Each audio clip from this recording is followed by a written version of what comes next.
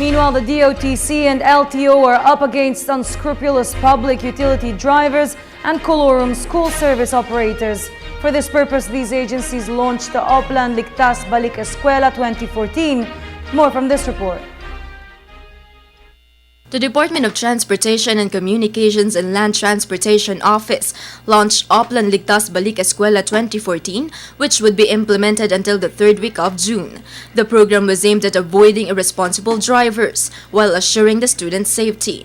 2 weeks ago, may direktiba na po ang DOTC Secretary Honorable Joseph Emilio Aguinaldo Abaya, ng direktiba yung Law Enforcement Service Director ng Central Office, lahat ng regional directors nationwide, dyan yung National Capital Region, Luzon, Visayas, Mindanao, na lahat ng LTO, Law Enforcement nationwide, ay mag-alalay po sa Balik Eskwela 2014. LTO Law Enforcement's Director Yusuf Lamping also assured there will be no Colorum vehicles taking the advantage of the class opening. Ito sa objective ng Oplan Ligtas Eskwela 2014 natin ay i-apprehend natin yung mga out-of-line, mga Colorum school services. Bawal po yung nangungulorong, yung lahat ng mga private schools and other school na gumagamit ang public schools.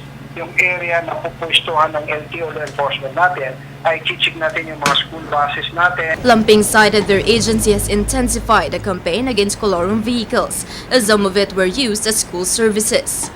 Meanwhile, through working with LTFRB, the agency assured public utility vehicles will not take this opportunity to ask for higher fare. Although yung fixed rate, yung fare metrics ay sa LTFRB po yan, pero yung LTO law enforcement natin ay po apprehend, pag-inspect sa mga buses, mga pampublikong sasakyan, ay i-check din natin yung fare metrics kung yung pinapatupad ay yung tamang diskwenta sa ating mga mag-aaral.